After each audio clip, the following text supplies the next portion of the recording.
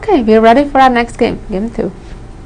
Once again, white developed with e4. So far we're following the first game. Black responds with e5. And now white played bishop to c4. This is a much better move than getting the queen out, like in our previous game. Black responds with d6. This move is a little bit passive. It closes in this bishop. I would recommend rather developing this knight or the other one first. And now white plays knight to f3. That's a fine developing move, getting ready to castle. And black played bishop to g4. Even though this is a developing move and seemingly good one because makes a pin, right? The white knight is tied down now, cannot move because white would lose the queen. However, black neglects two things. One, that it doesn't develop the king side, doesn't get ready to castle, which should be a priority in this case. The other one is that it puts the bishop on an unprotected square. Let's stop here for a moment and see what black should do instead. The most natural move, getting the knight out to f6, would be a mistake, an even bigger mistake than the bishop g4 move. Namely, because it allows the white knight to get to g5. This is an opening trap you should remember. Now the problem is that there is a threat on the f7 pawn, both from the bishop and the knight, and there is no good defense to it. Black is getting in trouble. Therefore, the better move is to develop the bishop first. In this case, this is an exception. Normally, I recommend developing the knight first. This is an exception when it's better to develop the bishop first. Bishop e7. Now, the knight g5 is not yet possible because the bishop would capture. And let's say after white castling, then already the knight can safely get out because now, after knight g5, black is thought completely fine by castling and so defending the f7 pawn a second time. Let's go back to our game where black played bishop g4. White plays knight to c3. White proceeds with developing, controlling the center. Black plays knight to c6.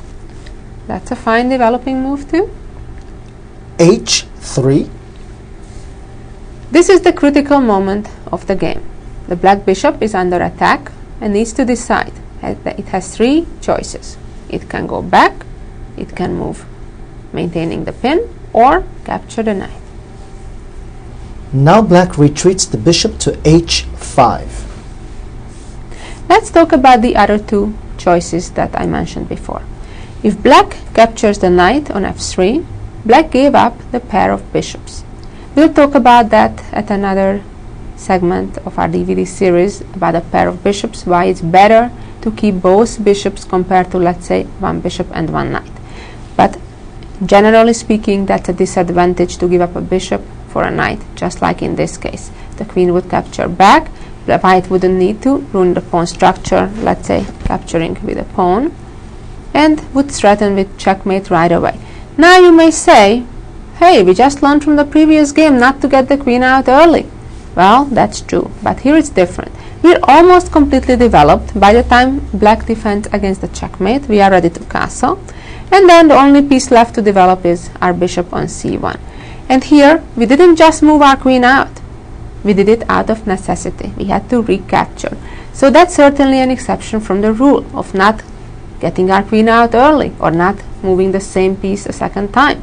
Obviously, if we need to recapture or one of our pieces is attacked, we need to move it away and need to move it a second time.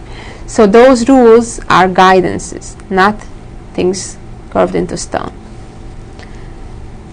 The best choice black had was to actually retreat the bishop. We'll see why moving to h5 was a serious mistake. And now comes a beautiful part of the game. White plays knight takes e5. This beautiful, beautiful combination was invented by a famous player from a long, long time ago by the name Legal, L-E-G-A-L.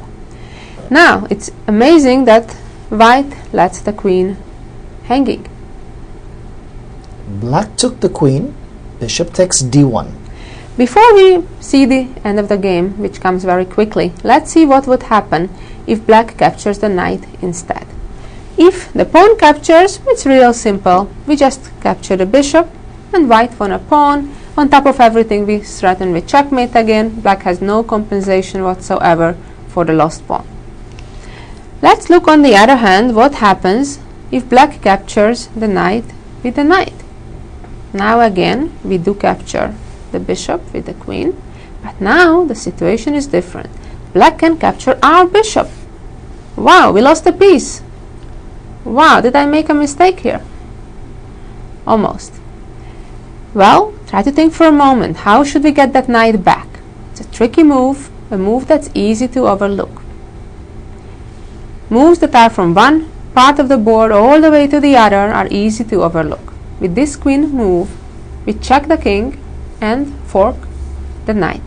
And black will lose the knight. The best black can do is block the check when we get the knight, and we have a healthy extra pawn for white. Well, seeing all of this, black decided, but let me take the queen. That's the strongest piece in chess. But let's see what happens now. White played bishop takes f7 check. Now comes one of two deadly checks. Black plays the only move, king to e7.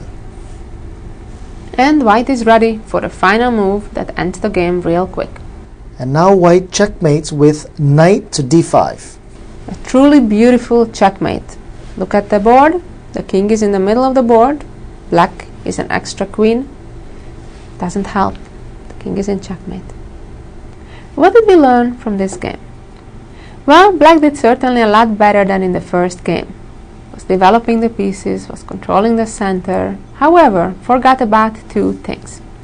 One, it forgot to develop its king side. If you remember, the black bishop, knight, rook are still sleeping there on the king side, while the king got checkmated in the middle of the board. Another mistake black made, got the bishop out to unprotected square, to unsafe squares. That's what he had to pay for.